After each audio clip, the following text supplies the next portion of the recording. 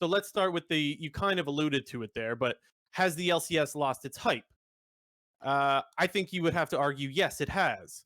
And maybe we could dig into that a little bit because when you and I were watching the finals, you big Cloud9 fan, I didn't really hear you get all that excited during the finals when Cloud9 is winning the finals, right? And I would argue for myself, just noticing the difference in hype. If we rewind like 8 years ago, I was way more hyped for finals back then than I was today. And so maybe we could try to dig into why the LCS has lost its hype, if you agree with that. I'm guessing you have, Yeah, no, or you do agree with that, rather. I would say it's a little bit difficult to say just because I'm inherently going to be a bit biased because obviously I was super hyped for all the old finals as well when Cloud9 was a part of them. So Yeah. Well, and so here's the thing. Here's the difference between when I was super hyped back then versus today. So full disclosure, I was once a massive Cloud9 fan. I haven't been for the last few years, but the point is I was at a time. And one of the biggest reasons why was because after LCS happened throughout the week, I could watch a duo with Sneaky and Meteos, and that was awesome. That content was amazing. Now Meteos didn't stream nearly as much as Sneaky did, but the point is that you could interact with those players, right? And something that this is not new, this is not a new take, but we hear all the time that LCS players need to be able to interact with fans more often or vice versa, and that the players just don't interact with the community. That is a problem that has been highlighted for years and has still not been fixed. So that's one of the issues, right? The other one is you hear this all the time, LCS teams need to make more content. There are some teams that make content, but there's also some that don't. And the perfect example is Golden Guardians. They came out with this awesome video at the start of the year, right? The fuck you video. Everyone loved it. I've talked about it a million times. I thought it was awesome. And then they have a really cool story that happens over the course of the split. They start off 0-4. Oh, we didn't have all of our players, but then once we did, we went on a 7-game win streak. We're pogging. And then, oh no, we tripped at the finish line before playoffs started. Oh, everything's starting to crumble. And then they get their shit back together, and then they go on the playoff run, and they're going to MSI, and there's no documentation, no content around any of it. And it's like, shouldn't that be one of the best times to highlight the story of the players behind the scenes of what's going on?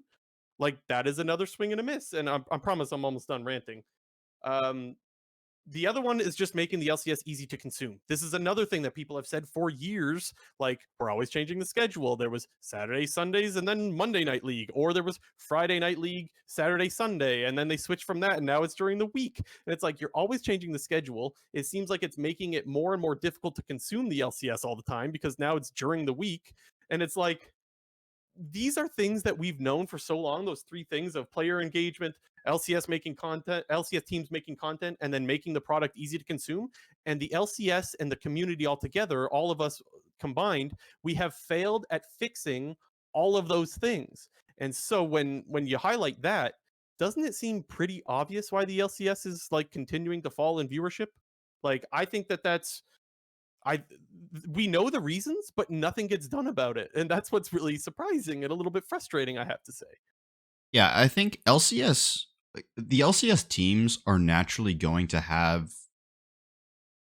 Sorry, hold on. Let me restart there. The LCS teams are naturally going to have more fans at the top than they are at the bottom, and that's just going to be due to performance. But as you mentioned, there are a lot of things that these lower tier teams can do in order to draw interest for their split. You look at the Golden Guardians case with their video that they made at the beginning of the year, like the Operation Fuck You, like whether or not they had a super successful split, like that video was added value regardless. They made this video, and if they went out and had a normal Golden Guardian split, it would have been fine. That they just released piece of content, but they released this video. Now there's this whole storyline behind it. It's even, it's multiplied because of that. And I feel like a lot of other teams can be doing these types of things in order to drum up some interest and a reason to get invested in this season or get invested in this team or get invested in these players. But you pretty much see it only from your 100 Thieves, your Cloud9, your Team Liquid kind of, although like Team Liquid doesn't do it as much anymore. TSM doesn't do it as much anymore.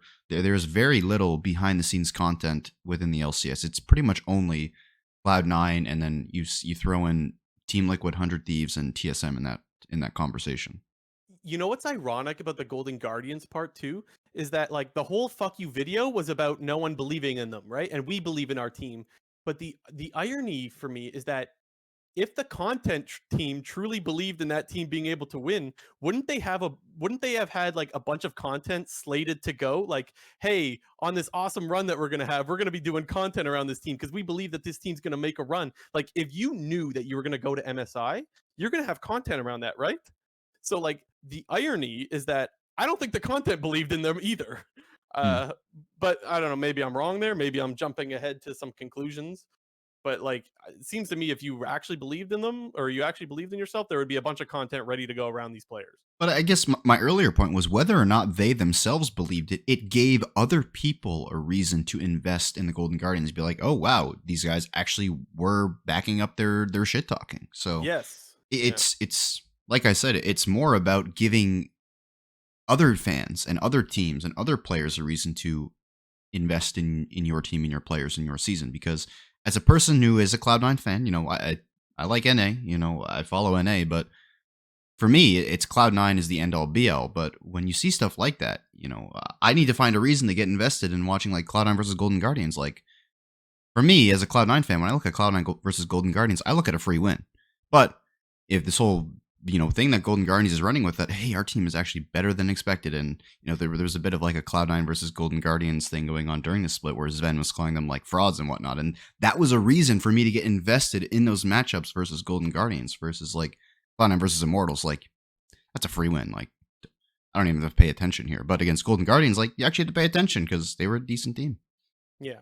And even though I'm harping on the whole like players need to engage with the community and LCS needs to make more content or LCS teams need to make more content and like you need to make the product easier to consume. I'm not saying all of these issues are easy to fix, but I am saying that if they go unfixed, we can't be surprised and every split we see the viewership continue to drop more and more and more.